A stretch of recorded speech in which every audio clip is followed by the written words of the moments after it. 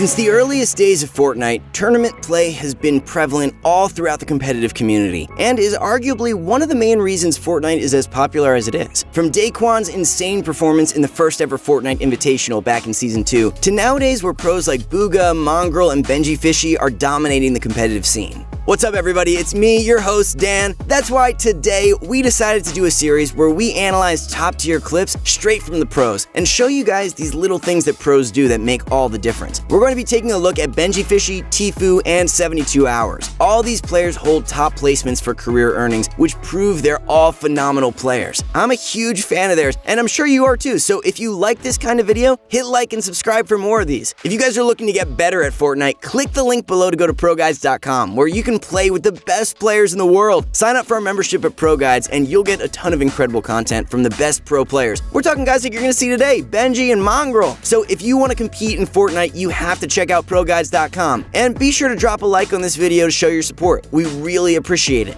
We can see here right at the start that Benji has weak loot and low materials, and also has no shield. So you're probably thinking, why on earth would he be pushing someone off spawn like this? Well, we can make a few inferences. First, there are 92 people left. This shows that the game most likely just started, and that the player is probably in a worse spot than Benji. Secondly, we can see from the first shot that Benji hit him for white health, which means the opponent is below 100 HP. Considering all of this, Benji decides to go in for the kill, and it works out in his favor. Next, we have a clip of Benji in mid-game, getting RPG spammed. His first instinct here is to set up in another box and scope out the situation. He sees that the opponent who RPG spammed him gets lasered really hard. If you listen closely, you can hear the sound of his shield cracking, indicating that he's under 100 HP. Benji hears this and immediately starts to spam the opponent with his AR. But wait, he starts to get grenade spammed. Benji immediately jumps out of the box and spam builds while covering himself. Once the nade spam slows down, he decides to disengage from the middle of the fight and get rid of the low opponent. This is a great idea because 1. There were 2 opponents who both knew where he was and what he was doing, and there was a good chance that he could get double teamed in this current position. Also, they were all toward the edge of the zone and will likely have to run pretty far to reach the next circle. He had to get out quickly, and stalling wasn't going to help him do this. With all this in mind, Benji uses the third-party advantage to push the already weak opponent. He knows this guy's trying to stay alive and won't notice Benji sneaking up on him. He wipes him out with a clean pump shot to the face. Now, he's in a 1v1 situation. He immediately realizes the opponent has tunneled next to one of his walls. This is a great example of the superhuman awareness that pros have. He immediately realizes this, edits the wall, and scores a quick pump shot. Seeing how his opponent was already on white health, he dives in for the kill and gets it with ease. Now, let's skip to the end game. Benji spots an opponent on the other side of the zone, trying to make his way in. Seeing this opponent, we can infer that he's most likely low on health since he's on edge zone and trying desperately to get in. Having made this observation, Benji decides to pop a few shots and actually scores a pretty easy kill because of it. Benji's still sitting nicely on high ground, going into the half and half circles with great materials and loot to back it up.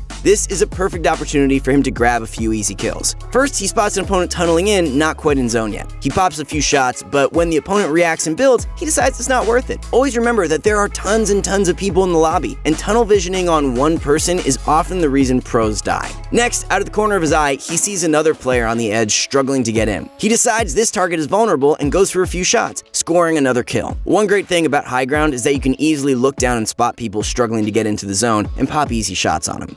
Uh-oh, Benji gets a terrible 6th zone and has to go the furthest out of anyone in the entire lobby. His first instinct is to get his rotation going early. If you have to go far, always make a point to go early so you don't get caught on the edge like so many players already have in this game.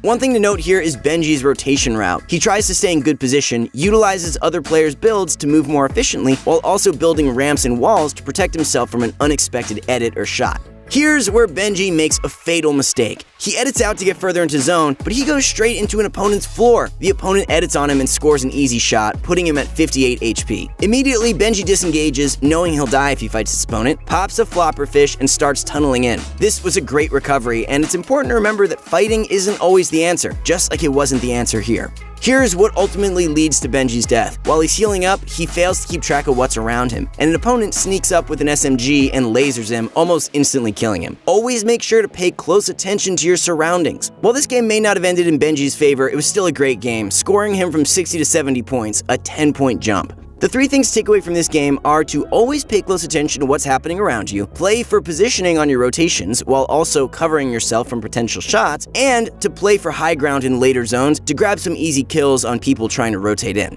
This next clip from Tfue's FNCS run shows a lot about how to dominate in squads. First, we can see that Tfue's squad is on high ground. High ground is absolutely crucial in squad tournaments since kills are much more important than placement for squad tournaments. Wiping out 2 other squads is equal to getting top 2. So let's watch Tfue in action. To start off, we can see how they utilize a kill-oriented playstyle from the start, with Tfue carrying an RPG and abusing it as much as possible. Tfue hits a beautiful shot on 4 people. This is a great example of why explosives are so darn OP.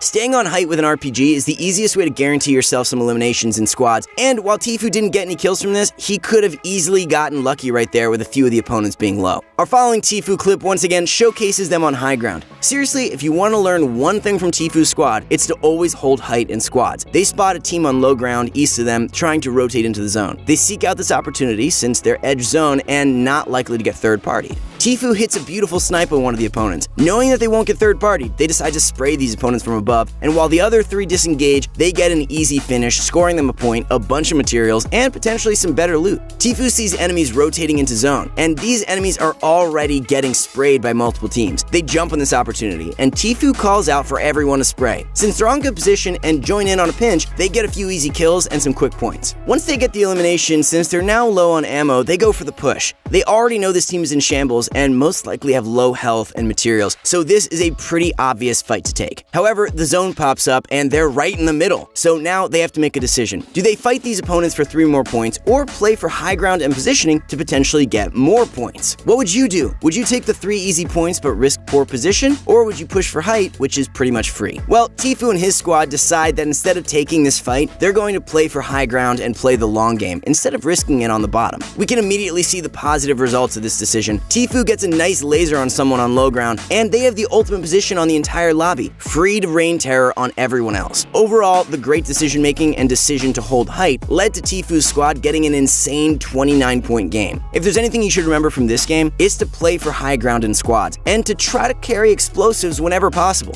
The combination of high ground position and explosive power they utilized during this game is what ultimately resulted in that awesome win. This next game is a real treat. To start off, we have 72 hours as squad holding high ground, just like every smart squad does, with 11 players left in the 7th or 8th circle. 72 hours sees an opponent right below him and hits him for over 100. He immediately continues shooting, knowing that this opponent is most likely a solo. Also, he marks the opponent and tells the squad to back him up. Since this opponent is on mid ground but still above everyone else, they're not really risking the loss of high ground by fighting this guy. So, with all this in mind, Tom jumps down on the opponent. However, he sees that it's a full squad.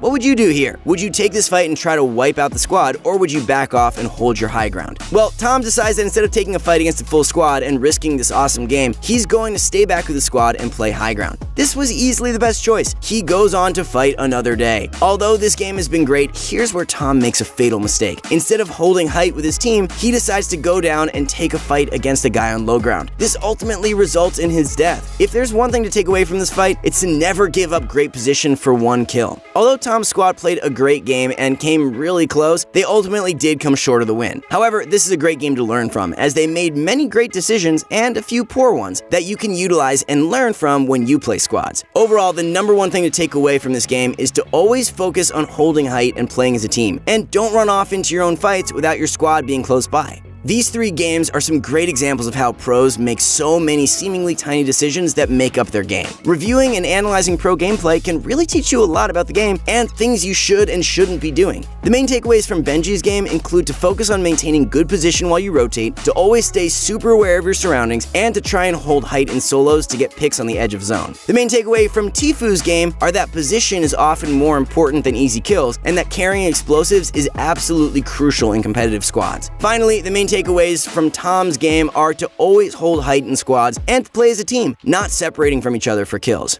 Alright guys, that's it for today's video. We really hope you enjoyed it. Don't forget to use code PROGUIDES when you make any sort of purchases in the Fortnite shop, as it really helps us out and we really do appreciate it. Comment down below what you guys thought about this video and what you'd like to see next. We aim to bring you guys daily quality content, so do us a favor by liking this video, subscribing to the channel, and show ProGuides.com some love for bringing you this video. Thanks for watching, everyone. Once again, it's your host, Dan. You can find me everywhere at @DanielAmmerman, and we'll see you guys in the next one.